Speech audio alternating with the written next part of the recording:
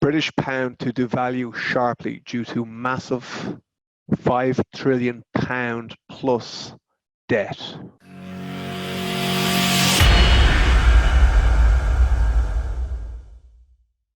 Hi, I'm Mark O'Byrne, the Research Director of GoldCore.com, your precious metals storage specialist. And today I'm going to look at something that we have considered a few times over the years, but it's something that's not been looked at all by the media and by many of the experts out there. All the focus is obviously on Brexit, and Brexit's been a massive distraction, whatever your views on Brexit is, from the real financial and economic challenges facing the UK, and that is the massive debt burden at every strata of society in the UK that's not being considered and examined, and actually the scale of it is not appreciated, and therefore the ramifications are not appreciated. So we're going to look at it today, and I'm going to share my screen. I'm going to share with you the UK national debt clock. There we go. So the US national debt clock is something we've looked at over the years. Even before the last financial crisis, we were looking at the national debt clock in the UK and in the US because the scale of debt was just off the charts, and we knew it was going to lead to a debt crisis, and we were warning about it in 2006, 2007. And it hasn't got any better. It's actually worse globally, not just in the UK, but globally. And the debt is at every strata of society, both in the private sector and in the public sector, and the government debt side of things. So this is the national debt clock in the UK, which shows that the UK national debt, it's at £2.2 trillion in effect. And a trillion is a huge number. People do not realize the scale of what a trillion is. I think even financial professionals and people who work in the investment industry and financial advisors themselves don't understand the scale of what a trillion is. It's 1,000 billion.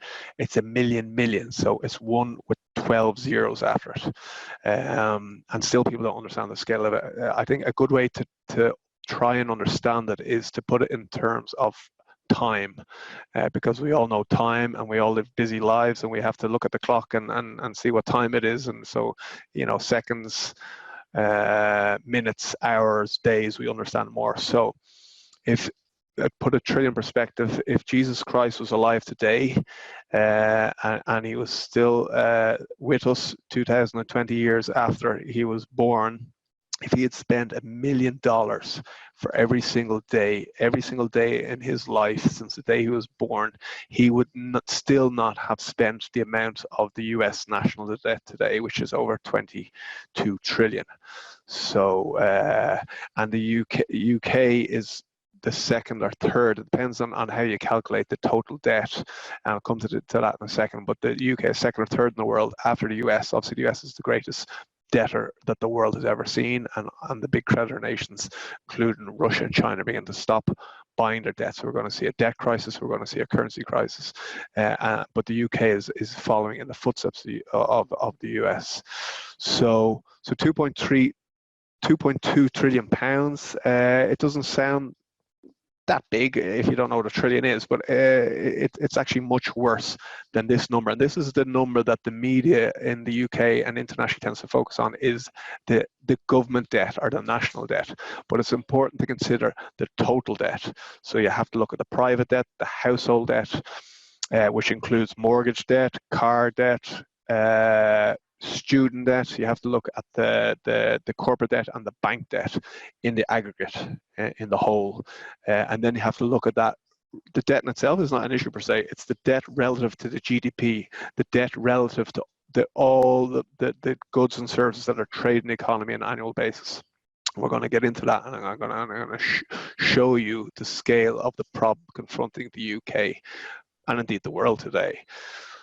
So the UK has hit £2 trillion in debt. That's the media occasionally covers it, not very often, but they do occasionally cover it. Here we have a Scottish publication, The National. Has no one noticed the UK national debt has stopped £2 trillion? And they're basically saying this is an issue. We've £2 trillion national debt. Okay, fair enough, but it's much, much worse than that, as we will see.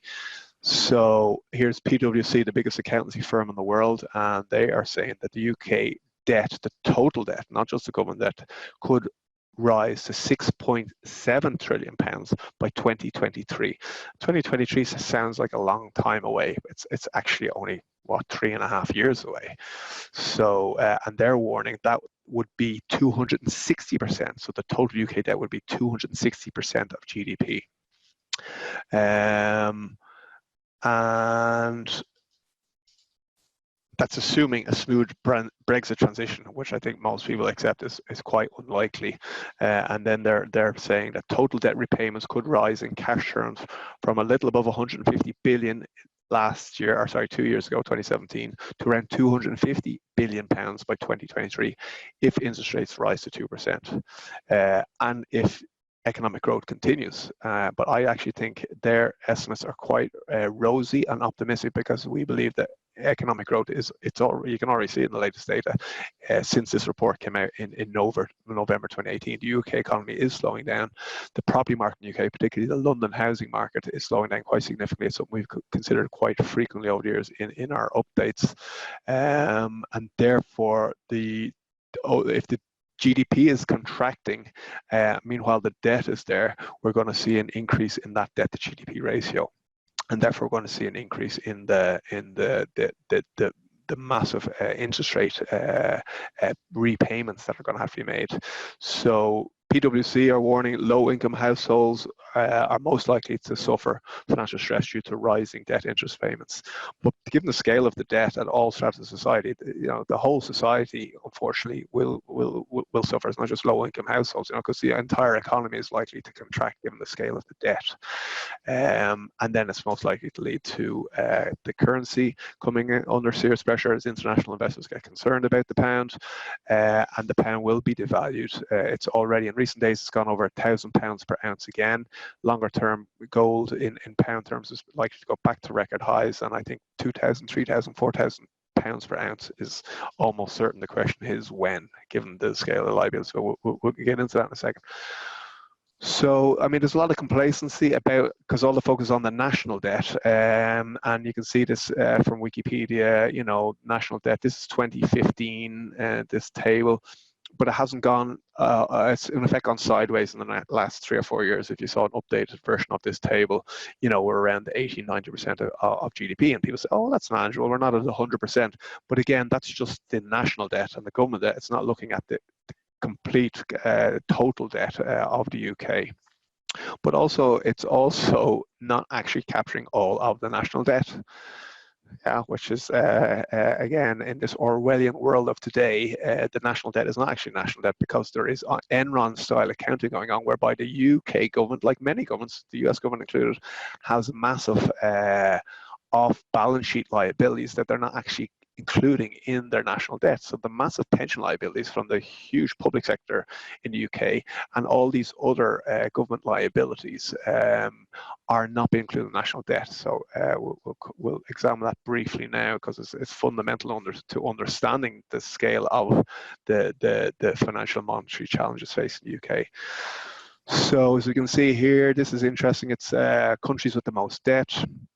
The US, the UK, France, Japan be right up there. Obviously, it depends on how you're measuring the debt, and what metrics you're using, and different people. So therefore, there's different figures from different organizations. But these graphicmaps.com, they are suggesting that the UK has a total of 8.12 trillion external debt. So there you go. That's a lot bigger than the 2.2 trillion national debt that everyone was focused on. They're talking about an external debt of 8.12 trillion external debt. And it's funny, when I go in and I was trying to find the data and the breakdown of the government debt versus the private debt or household debt, and then the corporate debt and banking debt, it was very, very hard to get it. I spent a bit of time looking through various articles and research pieces, and no one seems to be actually bringing it together and comprehensively looking at it. But there is something that I did find, which was very interesting. We'll come to now. We have looked at it a bit, but more in the context of the global debt crisis that we face, and we believe we are on the verge of another global debt crisis. into 2008, and potentially worse given that the scale of the debt at every strata of society is much bigger today than it was then. So this is something we looked at recently at the start of the year, and as part of that we saw that the UK personal debt had gone to the highest level since the financial crisis. So that just shows the vulnerability of the UK right there. So the total debt, so government, private, business, and bank debt. This is 2011, but it's so that this is the height of the financial crisis. But today, 8 years later, 2019, there's been little or no deleveraging. There's been little or no eradication of that debt. It's actually gone up, particularly on the private side, because of the central banks pushing interest rates near zero. So we had a debt crisis, but we've even more debt today, and we haven't dealt with the root cause of the problem, which was too much debt, and that debt should have been written off. There should have been some form of debt jubilee, and then individuals, families, businesses, and entire societies and nations will be in a much better position today, but unfortunately we haven't done that, and hopefully that's what we will do the next time, because that's what we'll need to get out of this coming crisis. So you can see here the UK debt, total debt, is 497%. Again, this is 8 years old, but the figure is thereabouts. I think we're around 500% in total, but again, it depends on who's doing the counting and what metrics they're using, but so that right there is very interesting, and it puts it up there with Japan in terms of total debt, Spain, France, Italy, the US.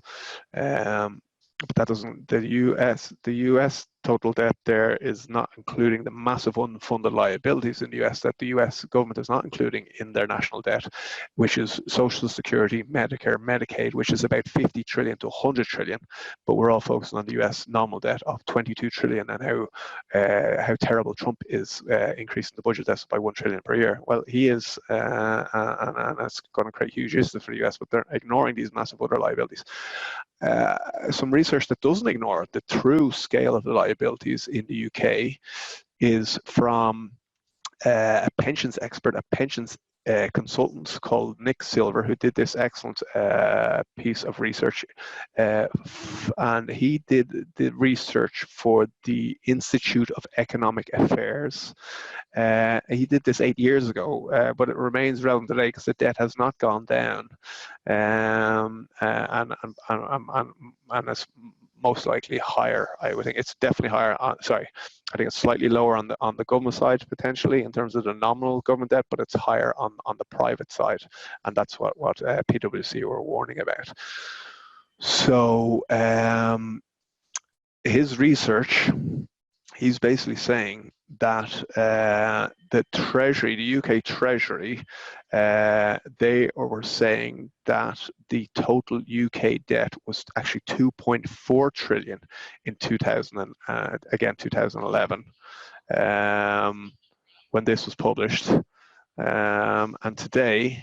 So that's 173% of GDP, which again shows you how inaccurate this is here in terms of UK debt to GDP as 80 or 90%. It's not. It's much, much higher, because it's closer to 173% of GDP, because the UK Treasury here, they've looked at all the pensions and they've included the pensions into the national debt, which they should do. And then this pensions consultant has actually done his estimates, and they're even higher than the UK Treasury, and he believes the UK national debt, this is just the government debt again, is actually £5.5 trillion, nearly 400% of GDP. So there you have it. I think it's pretty obvious that the scale of the debt crisis facing the UK and the world is much, much worse than we are being led to believe in the official statistics, which are largely bogus. And indeed, the official analysis and the mainstream analysis of the debt in the various countries, it's been massively downplayed, the scale of the debt, and therefore the ramifications of the scale of that debt. The ramifications are we're going to have another debt crisis, a financial crisis, economic crisis, unfortunately. And these currencies are going to be massively devalued, including the pound, and gold will come into its own as a hedge, a currency hedge, and a safe haven asset that will protect people, families, businesses from this coming crisis. So what we say to our UK subscribers and UK clients is diversify, own physical gold. UK people have the benefit of being able to own CGT-free gold, so they can buy gold coins, gold Britannias, gold sovereigns, and silver Britannias that do not attract capital gains tax because they are legal tender coins from the Royal Mint in the UK, and they're considered coins of the realm. And so that's what you should be buying. That's unlike gold ETFs, unlike gold mining shares, gold mining funds, unlike digital gold platforms where you buy gold very easily and very cheaply. They all attract CGT. So the best way to own gold and the most cost-effective way for sophisticated UK investors, small investors, large investors, family offices, is to buy these legal tender bullion coins because they're CGT free. So you have to own gold in the most cost-effective way. And just on the CGT, we believe in the medium term there is the real risk of left-wing parties getting into government in the UK as we get a polarization of politics, and then you're going to see that CGT rate go much higher, and that liability could be very significant indeed, particularly when we see gold prices do what we believe gold and silver prices will do. So the other thing is to own gold. You shouldn't own gold in the UK, given the risks. It's good to diversify, to own gold in different jurisdictions. And Zurich, for UK clients, it's a 2-hour flight from London, very accessible. Zurich remains the favorite location for our international clients and our UK clients. And we've actually just launched a campaign for our UK clients and an exclusive offer, which is allowing them to own gold, fully allocated, fully segregated, CGT gold Britannias, gold sovereigns at some of the most competitive prices in the marketplace. We are uber competitive versus our competitors in UK and internationally, and we were allowing them to own the Britannia's sovereigns in these vaults, fully allocated, fully segregated in Zurich, and it will be 6 months free storage. So for the first 6 months there'll be no storage fees whatsoever, and then thereafter we'll have a very competitive storage rate for fully allocated, fully segregated gold. So there you have it. It's not a pretty picture, unfortunately, but we will come through it. And people are resilient and dynamic and all the rest of it. But it's akin to, we are very much like 2007, 2008. We're on the verge of this crisis, is our belief. It's going to happen sooner rather than later. We don't know when, but sooner rather than later is our sense of it, given the scale of the imbalances and how these imbalances are building up all the time.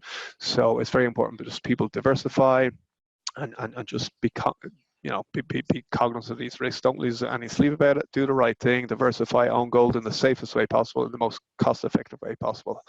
So thank you for your time. And yeah, if any questions at all, feel free to ask us comments in the section down below. Please, yeah, share, post comments on the YouTube video, and you'll find us on all the usual channels, and you subscribe to our market updates on our website, goldcore.com. Thanks again. Take care. Bye-bye.